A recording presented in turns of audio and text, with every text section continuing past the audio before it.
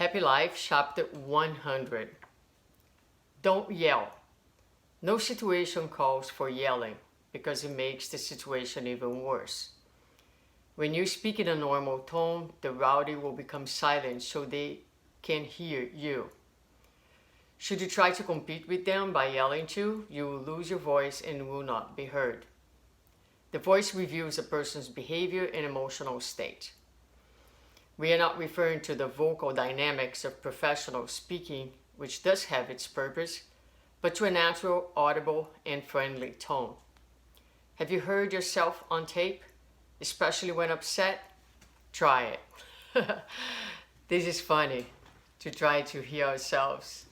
One thing that I have noticed when it comes to yelling, which believe me, I have done my share, especially with my kids, not that I'm proud of it, and I always regret, and I always apologize to them for doing it because that's not what we want to model to our kids. But a deep analysis of these moments have taught me that when I yell is because I feel powerless. And there's nothing worse for us human beings than to feel that we have no power. So I feel powerless. I cannot change them or their behavior in the present moment, or I am running out of options. I want them to do what I want them to do. And if I cannot get them to do that, then the last resource is to yell, right? And then your kids are yelling and you're telling them not to yell, but they're doing exactly what you do, because kids will always mimic. And they learn not what we say, but how we engage with them. And this is why I always make a point of going back to them and saying, listen, I yell, that means I lost control of the situation. It was not your fault, it's my fault. I couldn't really regulate my emotions and I couldn't deal with my emotions properly. So I take ownership of my lack of control in order to teach them that, there's nothing that will ever justify yelling. So at those moments, if you don't know what to do, perhaps it's best to just walk away, take a deep breath and say, listen, we are not really able to resolve this now. Let's stop here. Let's not go forward.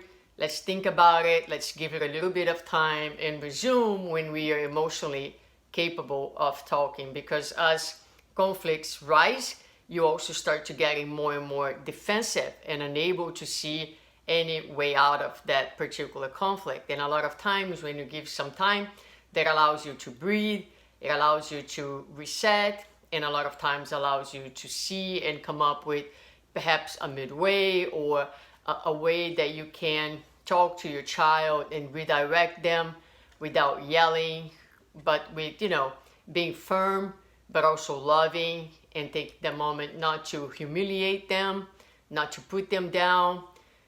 Calling a child dumb, calling a child, using words to diminish a child is very humiliating, and it really affects how they grow up, how they feel about themselves, their self-esteem.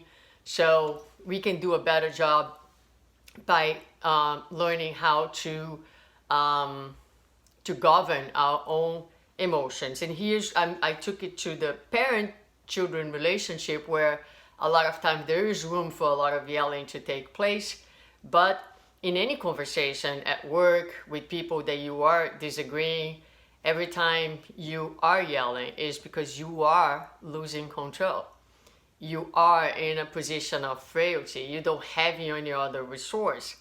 So if someone is screaming at you, the worst thing that you can do is scream back at them. Keep your regular tone if you can, and if you can't, it's better to silence. It's better to truly walk away, because a lot of times we can't keep this calm tone. But as Joanna says, the voice reveals a person's behavior and emotional state. So much more than the behavior, it shows that she is in an emotional state, whether someone is speaking to you or you speaking to someone, that needs to be addressed in first place. So that's a really nice, difficult piece for us to reflect on and see how we can better manage that, because certainly it will change the quality of our lives and days.